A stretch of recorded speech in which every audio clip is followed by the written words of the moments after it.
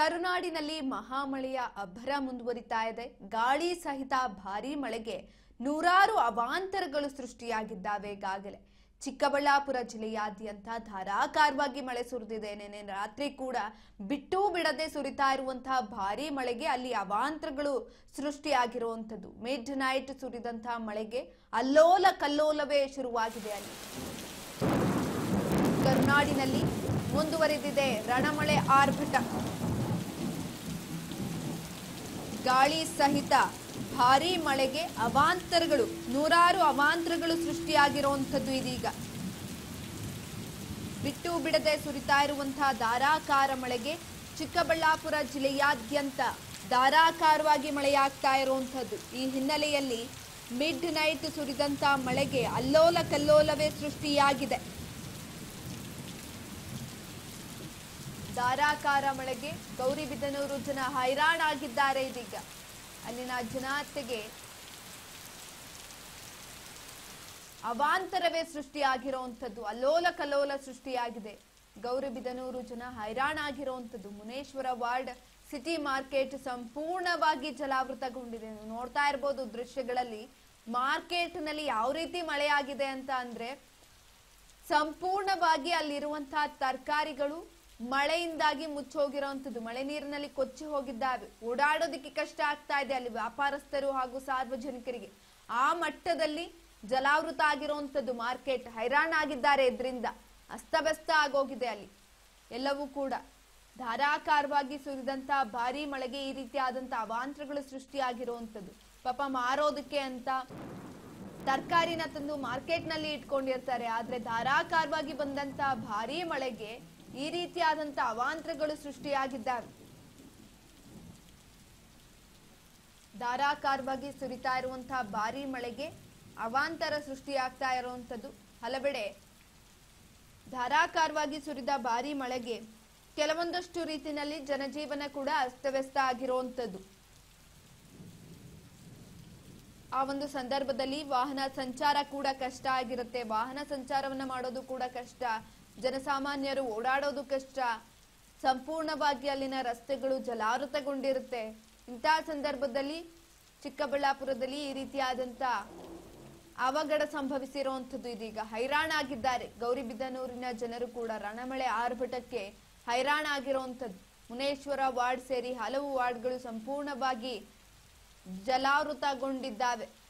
ವ್ಯಾಪಾರಸ್ಥರು, ಸಾರ್ವಜನಿಕರು ಪರದಾಟವನ್ನ ನಡೆಸ್ತಾ ಇದ್ದಾರೆ.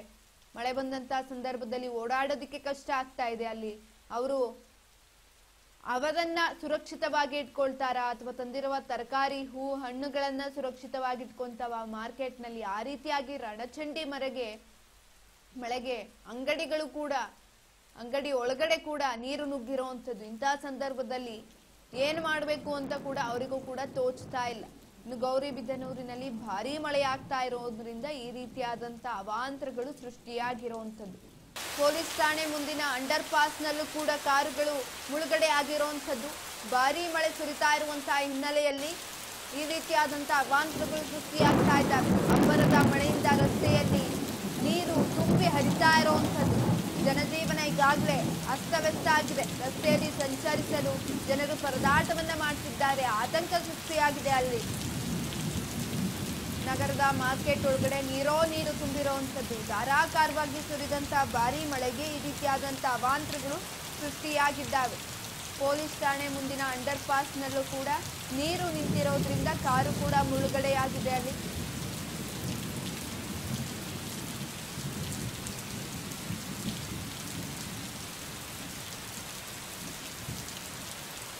ರಸ್ತೆಯಲ್ಲಿ ಸಂಚಾರವನ್ನ ಮಾಡೋದು ಕೂಡ ಜನರು ಪರದಾಟವನ್ನ ಮಾಡ್ತಿದ್ದಾರೆ. ಆತಂಕ ಸೃಷ್ಟಿಯಾಗಿದೆ ಅವರಿಗೆ.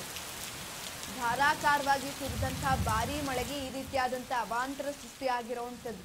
ಅಂಗಡಿಗಳಿಗೆ ಚರಂಡಿ ನೀರು ನುಗ್ಗಿದೆ. ಅಂಗಡಿಗಳಲ್ಲಿದ್ದಂತ ವಸ್ತುಗಳು ಸಂಪೂರ್ಣವಾಗಿ ಜಲಾವೃತಗೊಂಡಿರುವಂತದ್ದು. ಭಾರೀ ಮಳೆಗೆ ಈ ರೀತಿಯಾದಂತ ಅವಾಂತರಗಳು ಸೃಷ್ಟಿಯಾಗಿದ್ದಾವೆ. ಅಲ್ಲಿನ ವ್ಯಾಪಾರಸ್ಥರು, ಸಾರ್ವಜನಿಕರು ಎಲ್ಲರೂ ಕೂಡ ಪರದಾಟವನ್ನ ನಡೆಸ್ತಾ ಇದ್ದಾರೆ. ಈ ಬಗ್ಗೆ ಹೆಚ್ಚಿನ ಮಾಹಿತಿಯನ್ನ ಕೊಡ್ತಾ ಹೋಗ್ತಾರೆ ನಮ್ಮ ಪ್ರತಿನಿಧಿ ಶ್ರೀನಿವಾಸ್. ಈಗಾಗಲೇ ನೆನ್ನೆ ರಾತ್ರಿಯಿಂದ ಧಾರಾಕಾರವಾಗಿ ಮಳೆ ಸುರಿತಾ ಇರುವಂತದ್ದು. ಇಂತಹ ಸಂದರ್ಭದಲ್ಲಿ ಚರಂಡಿ ನೀರೆಲ್ಲ ಅಂಗಡಿಗಳಿಗೆ ಹೋಗಿದ್ಯಂತೆ. ಹೇಗಿದೆ ಅಲ್ಲಿನ ಅಪ್ಡೇಟ್ಸ್? ಹೆಚ್ಚಿನ ಮಾಹಿತಿ ಕೊಡೋದಾದ್ರೆ. ಖಂಡಿತ ಸುಕನ್ಯಾ, ಏನು ರಾತ್ರಿ ಸುರಿದ ಧಾರಾಕಾರ ಮಳೆಯಿಂದ ಏನು ಒಂದು ಚಿಕ್ಕಬಳ್ಳಾಪುರ ಜಿಲ್ಲೆ ಒಂದು ಜಲಾವೃತ ಅಂತಾನೆ ಹೇಳ್ಬೋದು. ಯಾಕಂದ್ರೆ ಚಿಕ್ಕಬಳ್ಳಾಪುರ ಜಿಲ್ಲೆ ಗೋರಿಬಿದೂರು ಅಂತೂ ಸಹ ಬಹಳಷ್ಟು ಒಂದು ರಸ್ತೆಗಳೇ ನೀರು ತುಂಬಿಕೊಂಡು ಒಂದು ರಸ್ತೆಗಳ ಜಲಾವೃತ ಆಗಿರೋದು ನಾವು ಬಹಳಷ್ಟು ನೋಡಬಹುದು. ಆದ್ರೆ ಬಹಳಷ್ಟು ಏನು ಸಂಸದವಾಗಿ ಏನು ಸುರಿದ ಧಾರಾಕಾರ ಮಳೆಯಿಂದ ಒಂದು ಏನು ರೈಲ್ವೆ ಮನೆಗಳಿಗೆ ನೀರು ನುಗ್ಗಿ ಅವಾಂತರ ಸೃಷ್ಟಿ ಮಾಡಿರುವಂತದ್ದು. ಅದೇ ರೀತಿಯನ್ನು ನೋಡೋದಾದ್ರೆ ಮತ್ತೆ ಮಾರ್ಕೆಟ್ಗಳು ಮತ್ತೆ ಅಂಡರ್ ಪಾಸ್ ಸೇರಿದಂತೆ ಬಹಳಷ್ಟು ಜಲಾವೃತಗೊಂಡು ಜನರ ಸಮಸ್ಯೆಗಳು ಬಹಳಷ್ಟು ತೀವ್ರಗೊಂಡಿರುವಂತದ್ದು. ಇನ್ನೇನು ಅಂಡರ್ ಪಾಸ್ ಗಳಿಗೆ ನೀರು ನುಗ್ಗಿರುವಂತೂ ಇನ್ನು ಆ ಅಂಡರ್ ಪಾಸ್ ಒಳಗೆ ಹೋಗದಂತೆ ಯಾರು ಒಂದ್ ಸ್ವಲ್ಪ ಜನ ಭಯಭೀತರ ಅಂತಾನೆ ಹೇಳ್ಬೋದು. ಅಂದ್ರೆ ಏನು ರಾತ್ರಿ ಸುರಿದ ಧಾರಾಕಾರ ಮಳೆಯಿಂದ ಸತತವಾಗಿ ಏನು ಬೃಹತ್ಕಾರದ ಒಂದು ಮರಗಳೇ ಹಾಕ್ಬೋದು ಮತ್ತೆ ರಸ್ತೆಗೆ ನೀರು ತುಂಬಿಕೊಂಡು ಒಂದು ಗೌರಿಬಿದನೂರು ಒಂದು ಪರಿಸ್ಥಿತಿ ಒಂದು ಐರಾಣವಾಗಿದೆ ಅಂತಾನೆ ಹೇಳ್ಬೋದು. ಇನ್ನು ಪ್ರಮುಖವಾಗಿ ನಾವು ನೋಡೋದಾದ್ರೆ ಏನು ಈ ತೋಟಗಳಿಗೆ ನೀರಿಗೆ ಒಂದಷ್ಟು ಬೆಳೆಗಳು ನಾಶವಾಗಿರುವಂತದ್ದು ಕಂಡು ಬರುವಂತದ್ದು.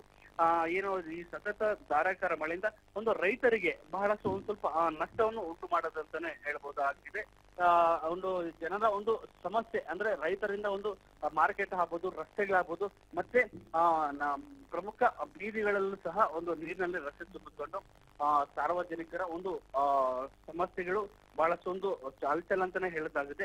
ಇಲ್ಲಿನ ಅಲ್ಲಿ ಗೌರಿಬಿದೂರಿಗೆ ಸಂಬಂಧಪಟ್ಟಂತ ಒಬ್ಬ ಅಧಿಕಾರಿಗಳಾಗ್ಬೋದು, ಒಂದು ಶಾಸಕ ಪ್ರತಿನಿಧಿಗಳಾಗ್ಬೋದು, ಶಾಸಕರು ಸಹ ಅಲ್ಲಿನ ಒಂದು ಸ್ಥಳೀಯ ಭೇಟಿ ನೀಡಿ ಅಲ್ಲಿನ ಒಂದು ಸಮಸ್ಯೆಗಳನ್ನು ನಿವಾರಣೆ ಮಾಡ್ಬೇಕಂತೇಳಿ ಅಲ್ಲಿನ ಸ್ಥಳೀಯರು ಒಂದ್ ಸ್ವಲ್ಪ ಆಕ್ರಂದನವನ್ನು ಸಹ ಉಂಟು ಮಾಡಿರುವಂತದ್ದು ಸುಕನ್ಯಾ. ಎಸ್ ಶ್ರೀನಿವಾಸ್, ಈ ರೀತಿಯಾದ ಧಾರಾಕಾರವಾಗಿ ಮಳೆ ಬರ್ತಾ ಇರುವಂತಹ ಹಿನ್ನೆಲೆಯಲ್ಲಿ ಜಿಲ್ಲಾಡಳಿತ ಏನಾದ್ರೂ ಕ್ರಮವನ್ನು ತೆಗೆದುಕೊಂಡಿದ್ಯಾ ಅಲ್ಲಿ? ಖಂಡಿತವಾಗಿಯೂ ಸುಕನ್ಯಾ, ಯಾಕಂದ್ರೆ ಯಾವುದೇ ಒಂದು ಅಧಿಕಾರಿಗಳು ಸಹ ಒಂದು ಜನರ ಸಮಸ್ಯೆಗಳನ್ನು ಕೇಳಲು ವಿಫಲವಾಗಿದ್ದಾನೆ ಅಂತ ಹೇಳ್ಬೋದು. ಯಾಕಂದ್ರೆ ಸಮಸ್ಯೆಗಳನ್ನು ಆಲಿಸಲು ಜನಪ್ರತಿನಿಧಿಗಳು ಸಹ ಅಂದ್ರೆ ಅಧಿಕಾರಿಗಳು ಸಹ ಇಲ್ಲಿವರೆಗೂ ಯಾರು ಬಂದಿಲ್ಲ ಅಂತ ಹೇಳಿ ಜನಗಳ ಆಕ್ರೋಶವನ್ನು ವ್ಯಕ್ತಪಡಿಸುವಂತದ್ದು.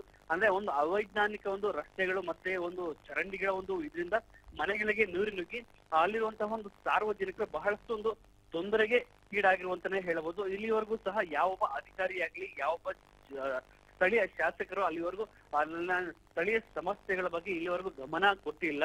ಹಾಗಾಗಿ ಇಲ್ಲಿನ ಸಮಸ್ಯೆಗಳ ಬಗ್ಗೆ ಗಮನ ಕೊಡಬೇಕು. ನಮ್ಮ ಕಷ್ಟ ಸುಖಗಳನ್ನು ಇಲ್ಲಿರುವಂತಹ ಶಾಸಕರು ಇದು ಗಮನಕ್ಕೆ ತೆಗೆದುಕೊಂಡು ಅದಕ್ಕೆ ಸೂಕ್ತವಾದ ಒಂದು ರಸ್ತೆ ಮತ್ತೆ ಹೋಗುವುದಕ್ಕೆ ನೀರು ಹೋಗುವುದಕ್ಕೆ ರಸ್ತೆ ಸೂಕ್ತವಾಗಿ ಒಂದು ರಸ್ತೆ ಮಾಡ್ಕೊಡ್ಬೇಕಂತ ಹೇಳಿ ಅಲ್ಲಿನ ಒಂದು ಸ್ಥಳೀಯರ ಒಂದು ಪ್ರಯಾಣ ಇದಾಗಿರ್ಬೋದು ಸುಕನ್ಯಾ. ಧನ್ಯವಾದಗಳು ಶ್ರೀನಿವಾಸ್ ಹೆಚ್ಚಿನ ಮಾಹಿತಿಗಾಗಿ. ಈಗಾಗಲೇ ಗೌರಿಬಿದನೂರಿನಲ್ಲಿ ಆಗ್ತಾ ಇರುವಂತಹ ಭಾರೀ ಮಳೆಗೆ ಅವಾಂತರಗಳು ಸೃಷ್ಟಿಯಾಗಿದ್ದಾವೆ. ಈ ಹಿನ್ನೆಲೆಯಲ್ಲಿ ಜಿಲ್ಲಾಡಳಿತ ಕೂಡ ಕ್ರಮವನ್ನ ತೆಗೆದುಕೊಳ್ಬೇಕಾಗತ್ತೆ. ಯಾಕಂತ ಅಂದ್ರೆ ಧಾರಾಕಾರವಾಗಿ ಸುರಿತಾ ಇರುವಂತಹ ಮಳೆಗೆ ಅವಾಂತರಗಳು ಸೃಷ್ಟಿಯಾಗುತ್ತೆ, ಜನಜೀವನ ಅಸ್ತವ್ಯಸ್ತವಾಗುತ್ತೆ. ಇಂಥ ಸಂದರ್ಭದಲ್ಲಿ ಸೂಕ್ತ ಕ್ರಮಗಳನ್ನ ತೆಗೆದುಕೊಳ್ಳೋದು ಕೂಡ ಅವಶ್ಯಕತೆವಾಗಿರುತ್ತೆ.